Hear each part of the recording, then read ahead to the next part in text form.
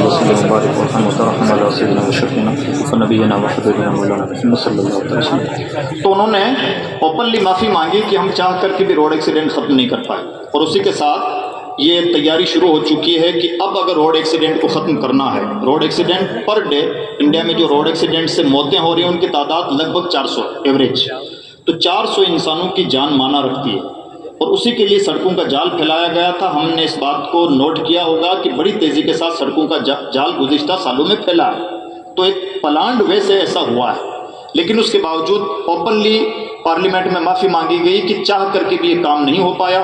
اب اس کا پلان 2 کیا ہے؟ پلان 2 یہ ہے کہ ڈرائیور کی سیٹ پر روبوٹ کو بٹھا دیا جائے، وہی ایک علاج ہے۔ اور اس کا ریزن کیا ہے کہ عام طور پر جو روڈ ایکسیڈنٹ ہوتے ہیں نشے کی وجہ سے ہوتے ہیں، نیند کا جھونکا آ جانے کی وجہ سے ہوتے ہیں، گاڑی آگے کی طرف چل رہی ہے، اچانک سائڈ سے کوئی جانور آ گیا اور ڈرائیور کی توجہ نہیں ہوئی اور وہیں روڈ ایکسیڈنٹ ہو گیا، یا کھڈا آ گیا اچانک سے اور ڈرائیور کی توجہ نہیں ہو پائی اور روڈ ایکسیڈنٹ ہو گیا۔ اے آئی کیا کرے گا؟ روبوٹ کے اندر سینس پایا جاتا ہے، گاڑی آگے کی طرف جا رہی ہے، جیسے سائڈ سے کوئی دوڑتا ہوا جانور آئے گا تو پہلے سے وہ سینس کر لے گا اور 50 میٹر کی دوری پہ پرکھ لے گا کہ اس طرف سے کوئی حادثہ آ رہا تو وہ پہلے سے بریک کر لے گا۔ آگے کوئی کھڈا ہے جو ہمیں کالی روڈ میں نظر نہیں آ رہا ہے، اے آئی اسے سینس کر لیتا ہے گوگل کے تھرو، گوگل میپنگ کے تھرو، اور پہلے سے اپنے آپ کو سلو کر لیتا ہے۔ اے آئی کو نیند نہیں آتی، اے آئی نشہ نہیں کرتا، اے آئی کو سیلری نہیں چاہیے، اور اے آئی اپنے سواریوں کا مرڈر بھی نہیں کرتا۔ کئی بار ایسا ہوا ہے ڈرائیور نے ہی اپنی سواریوں کا مرڈر کر دیا، ڈرائیور کا موڈ خراب تھا، پوری گاڑی کو جان بوجھ کر کے تباہی میں جھونک دیا۔ اس طرح سے روڈ ایکسیڈنٹ ہوتے ہیں۔ ایک سیٹ پر، اس سیٹ پر ڈرائیور کی سیٹ پر روبوٹ کو بٹھا دیا جائے، اور اس کا فائدہ دوسرا یہ بھی ہے کہ انسان اس سے سیکیور فیل کرتا ہے، اس لیے کہ اجنبی ڈرائیور کے سامنے سواریاں ہر طرح کی باتیں نہیں کر سکتی، لیکن جب ڈرائیور کی سیٹ پہ روبوٹ بیٹھا ہوا ہے تو ہم کسی بھی طرح کی باتیں کر سکتے ہیں، کچھ بھی راز کی باتیں بھی کر سکتے ہیں۔ اس لیے بہترین علاج یہ ہے کہ ایک بار میں، ہر بار ڈرائیور کو 10,000 دینے سے بہتر ہے کہ 1.5 لاکھ کا ایک بار بھی روبوٹ خرید دیا جائے اور اس مشین پہ، اس ڈرائیور کی سیٹ پہ بٹھا دیا جائے۔ ہم نہیں کہتے کہ 400 روڈ ایکسیڈنٹ اچانک ختم ہو جائیں گے، لیکن اگر 400 کی بجائے 200 تک بھی ہم لے آتے ہیں تو 200 انسانوں کی پر ڈے جان بچ رہی ہے، تو بہت بڑی چیز یہ ہونے جا رہا ہے۔ امید ہے کہ 2035 تک ہو جائے گا۔ اور صرف یہاں تک نہیں ہے، اب چائنا میں بیٹھ کر کے دبئی کی سرجری ہو رہی ہے، بہت سارے ہاسپٹل ہو سکتا ہے، اب تو چھوٹے چھوٹے شہروں میں بھی ایسے کھل چکے ہیں جہاں روبوٹک سرجری ہو رہی ہے، جہاں انسانوں کا کام ہی نہیں رہ گیا ہے۔ ایک انسان واک کرنے گیا، ٹہلنے گیا، اور اسے معلوم ہوا کہ سینے میں درد ہو رہا ہے، بغل میں ہاسپٹل تھا، وہاں گیا اور تھوڑی دیر کے اندر انجیکشن کی طرح مشین لگایا، چھلا بٹھایا، باہر آ گیا، اور گھر والے کہہ رہے ہیں کہ آج آپ کو 9 بجے آنا چاہیے تھا، آپ 10 بجے آ گئے، تو کہا ہارٹ سرجری ہو رہی تھی اس لیے ذرا 1 گھنٹہ لیٹ ہو۔ دنیا یہاں تک پہنچ چکی ہے، اور یہ جو چیزیں مذاق لگ رہی ہیں اب دنیا میں اوپنلی ہو رہی ہیں، اور اس تیزی کے ساتھ چیزیں گرو کر رہی ہیں، تو ظاہر سی بات ہے جب چیزیں گرو کر رہی ہیں تو اس کی چپیٹ اسلامیات پہ نہیں آئی۔ قلم کاری پہ اس کی چپیٹ ہے، شاعری پہ اس کی چپیٹ ہے، ترجمہ کاری پہ اس کی چپیٹ ہے، یعنی ہم جس کو اپنا بڑا ہنر سمجھ رہے تھے وہ ہمارا پورا ہنر داؤں پر ہے اگر ہم نے اپنے آپ کو اس اے آئی کا بھی ایڈوانس ورژن بنانے کی کوشش نہ کی۔ اس کا مطلب یہ نہیں ہے کہ انسانوں کی ضرورت ختم ہو جا رہی ہے، انسان پھر بھی انسان ہے، اشرف المخلوقات ہے، شرط یہ ہے کہ وہ اس پوزیشن میں اپنے آپ کو لے آئے کہ اے آئی کو بھی وہ چلانے والا ہو، یعنی اب کمال مہارت کے علاوہ کوئی آپشن نہیں بچا، اب اد کچری صلاحیتوں کا کوئی آپشن دنیا میں نہیں رہ گیا ہے۔ یہ ایک نئے زمانے کا اہم ترین چیلنج ہے جس کے لیے بہت زیادہ گمبھیر ہونے کی ضرورت ہے اور جس کی بہت زیادہ فکر کی جانے کی ضرورت ہے۔ چیلنجز اور بھی ہیں، لیکن اب ان چیلنجز سے نپٹے کیسے؟ تو دیکھیے، کوئی بھی چیلنج ہو تو پہلے میں نے عرض کیا کہ سب سے بہترین چیز یہ ہے کہ ہمارے بزرگوں نے جو ہمیں ایک نصاب اور نظام دیا ہے، اور سچی بات یہ ہے کہ اس دین کی برکت سے ہمیں جو کچھ ملتا ہے وہ اس مادی دنیا میں کہیں نہیں ملتا، اس لیے اپنے آپ کو مضبوط ترین عالم دین بنائیں۔ انشاءاللہ یہ آپ کا نصاب آپ کو ہر نئے سے نئے چیلنج اور فتنے سے نپٹنے میں خوب مدد کرنے والا ہے، شرط یہ کہ اس میں کمال مہارت ہو۔ اور اس کے علاوہ کچھ اور نئی چیزیں ہیں جو نئے فارغین کے لیے ہیں۔ زمانہ شناسی بہت زیادہ ضروری ہے۔ زمانہ شناسی سے مراد یہ ہے ہم علماء کو بہت زیادہ پریکٹیکل ہونے کی ضرورت ہے۔ ہم نان پریکٹیکل بہت ہو گئے ہیں، ایران توران کی باتیں، جہاں تہاں کی باتیں اور ہوائی باتیں، ग्राउंड लेवल के तजुर्बात से हटकर की बातें, तो ज़माना 100% प्रैक्टिकल हो चुका है, हमें भी प्रैक्टिकल होना ही पड़ेगा। मार्केटिंग के नाम पर, बिजनेस स्ट्रेटेजी के नाम पर, और दुनिया में कितने ही ऐसे प्रोग्राम चल रहे हैं जहां स्पेशली लोगों को बनाया जाता है ग्राउंड लेवल का। बल्कि अगर आप, अब पहले होता था कि परसेंटेज की बुनियाद पर सिलेक्शन होता था, अब ऐसा नहीं होता है। अब होता है कि ग्राउंड लेवल का आदमी कितना है उसकी बुनियाद पर सिलेक्शन होता है। बल्कि आपने सबने देखा होगा, बड़े दिलचस्प सवालात आते हैं जब भी यूपीएससी का कोई एग्जाम होता है, उनके सवालात देखिए। जैसे भी आरएस से सवाल किया गया, ये बताइए टाई कैसे बांधी जाती है, ये सवाल है, टाई कैसे बांधी जाती है। अगर कागज बिखरा हुआ, उसके पुर्जे बिखरे हुए हों, तो उसको जमा करने का तरीका क्या है। यानी अब ये नहीं रह गया कि आपकी याददाश्त कितनी तेज है, आपको चीजें कितनी याद हैं, बल्कि आपकी क्रिटिकल थिंकिंग कैसी है, आपके समझबूझ का लेवल कैसा है, आप ग्राउंड लेवल पर कामयाब हैं या नहीं हैं, आप सिर्फ हवाई आदमी हैं या जमीनी आदमी हैं, इसी पर सब कुछ सलाहियतें निर्भर करती हैं। ऐसे में हम सब लोगों को भी बहुत ज़्यादा ग्राउंड लेवल का बनने की ज़रूरत है। मुताले की आदत रखें, अफराद शिनासी अपने अंदर पैदा करें। अफराद शिनासी से मुराद ये है कि एक इमाम के मुख्तदियों में कलेक्टर साहब भी होते हैं और रिक्शा चलाने वाला भी होता है। इमाम साहब को लगता है कि ये भी हमारे मुख्तदी हैं और ये भी हमारे मुख्तदी हैं। अगर इमाम साहब इनकी सलाहियत पहचान कर इनकी सलाहियत के मुताबिक काम लें तो इमाम भी वाक़तन अपने ज़माने का कलेक्टर बन जाए। यानी हम फ़र्क के मरातिब नहीं करते, हम सबको एक ही लाठी से हाँकने का मिजाज रखते हैं, जबकि गेम ही फ़र्क के मरातिब का है। इस्लाम में भी यही है, फ़िक्र रज़ा में भी यही है।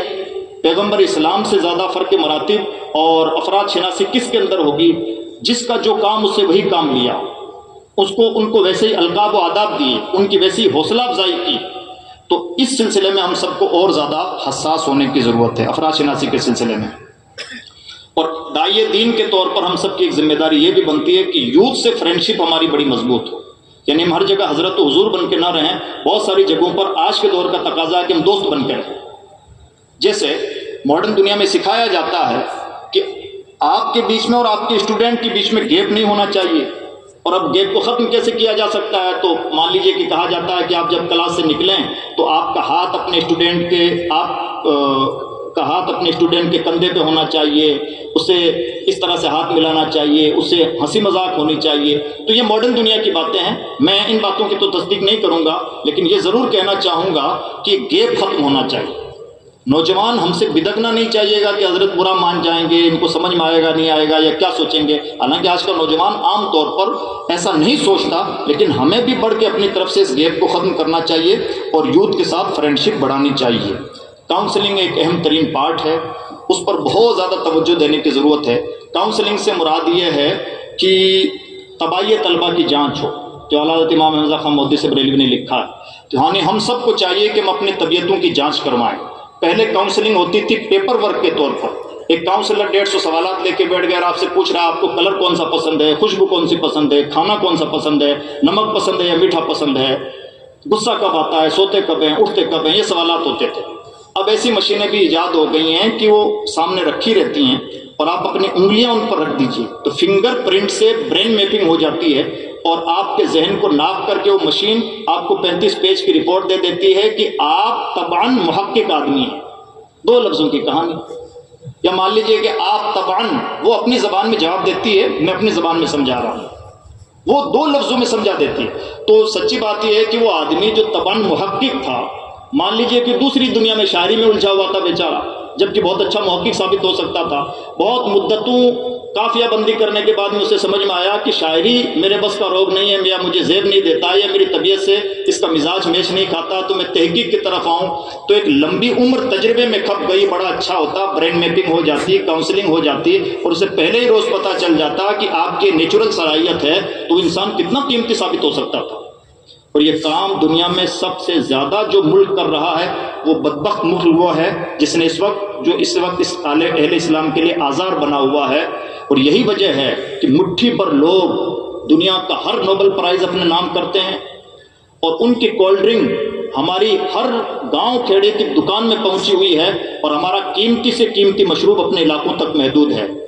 उनके मैकडोनाल्ड, उनकी KFC की दुकानें अरब में ہر نکڑ چوراہے پہ موجود ملیں گی، اور ہماری قیمتی سے قیمتی غذا کی دکانیں اپنے علاقوں تک محدود ہیں. یہ ہے ان کی مارکیٹنگ، یہ ہے ان کی صلاحیت، یہ ہے ان کی کاؤنسلنگ کا نتیجہ. جب بچے کی عمر 5-7 سال کی ہوتی ہے تب ایک اسرائیلی اپنے بچے کی کاؤنسلنگ کرواتا ہے، اور 5-7 سال کے بچے کے بارے میں کاؤنسلر یہ بتا دیتا ہے کہ ہمارے تجزیے کے مطابق آپ کا بچہ ایک بہترین اسٹیل کمپنی کا مالک ہو سکتا ہے.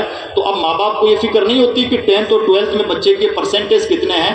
ماں باپ کے ذہن میں صرف یہ ہوتا ہے کہ ہمارا بچہ جب 25 سال کا ہو تو اس وقت اسٹیل کمپنی کا مالک ہونا چاہیے، اس کے ہاتھ میں کیپٹل منی کے طور پر 5 کروڑ روپے ہونے چاہیے، اور اسٹیل کمپنی کا مالک بننے کے لیے اس کو یہ ڈگریاں چاہیے. یعنی ڈگریاں سیکنڈری ہیں، اسٹیل کمپنی فرسٹ ہے. تو اس اسٹیل کمپنی کا مالک بننے کے لیے جو ڈگریاں چاہیے وہی ڈگریاں کرواتے ہیں. نتیجہ کیا نکلتا ہے کہ وہ آدمی ایگزیکٹ 25 سال کی عمر میں 5 کروڑ سے اپنے بزنس کا آغاز کرتا ہے، اور اسے ٹارگیٹ دیا جاتا ہے کہ جب تمہاری عمر 35 سال ہو تو تمہاری کمپنی کا ٹرن اوور اتنا ہو جانا چاہیے، یہاں تک بڑھ جانا چاہیے، یہاں تک بڑھ جانا چاہیے. اور ایگزیکٹ ویسا ہی ہوتا ہے کہ وہ ایک چھوٹے سے ملک سے اٹھنے والا آدمی پوری دنیا میں اپنی برانچز پھیلا دیتا ہے. تو یہ ہے کاؤنسلنگ کا کمال، جسے ہم بہت ہلکے میں لے لیتے ہیں. تو اس لیے اس پر بہت زیادہ توجہ کی ضرورت ہے. اب جدید ذرائع ابلاغ جن کا بہت بھلا استعمال ہونا چاہیے، اس پر بہت زیادہ باتیں کرنے کی ضرورت نہیں ہے. ایک بڑا اچھا جملہ کسی نے کہا کہ نئے زمانے کے ممبر و محراب کا نام ہے سوشل میڈیا. تو اس لیے اس نئے زمانے کے ممبر و محراب کا ڈیٹا ہمارے ذہنوں میں ہونا چاہیے کہ جو سوشل اکاؤنٹس ہیں، یعنی فیس بک ہے، ٹویٹر جس کا نام ایکس ہو گیا ہے، یوٹیوب ہو گیا ہے، آج کے دور میں 60% لوگ اس کا روزانہ یوز کر رہے ہیں. 60% ہے اس کا. اور نیوز سے، یعنی انسان کہاں سے اپنا کنٹینٹ حاصل کر رہا ہے، انسان معلومات کہاں سے حاصل کر رہا ہے، تو 60% لوگ سوشل میڈیا سے، 25% لوگ مین اسٹریم میڈیا سے. یعنی اس وقت ٹیلی ویژن بھی بہت پیچھے ہیں، آدھے سے بھی زیادہ پیچھے ہیں، ڈیجیٹل میڈیا آ گیا ہے. 25% لوگ ہی ٹیلی ویژن سے معلومات اخذ کرتے ہیں، اور 10% لوگ کتابوں سے معلومات حاصل کرتے ہیں، اور 5% لوگ ہیں جو دوسرے ذرائع سے معلومات حاصل کرتے ہیں. یعنی انسان کہاں سے مواد لے رہا ہے، تو 5% دوسرے ذرائع سے، 10% کتابوں سے، یعنی کتابوں والے لوگ اب 10% رہ گئے. یہ ڈیٹا بتا رہا ہے. 25% مین اسٹریم میڈیا سے، یعنی ٹیلی ویژن کی دنیا سے، اور 60% لوگ سوشل میڈیا سے. اور یہ باتیں یکساں اپلائی ہوتی ہیں. تو ایسا نہیں ہے کہ موسم کی معلومات یہاں سے لی جا رہی ہے، دین کی معلومات بھی انہی پلیٹ فارم سے 60% لی جا رہی ہے. تو اس سلسلے میں ہم سب کو یہ چاہیے کہ یہ اگر نئے زمانے کے ممبر و محراب ہیں تو ہم اپنے آپ کو اس کے لائق بنائیں. اور ہم کئی بار روتے ہیں کہ ایک فتنہ ایک بغل کے ملک سے کھڑا ہوا، اور ایک بدتمیز انسان نے لاکھوں لاکھ لوگوں کو اپنا فالوور بنا لیا اور گمراہ کر دیا.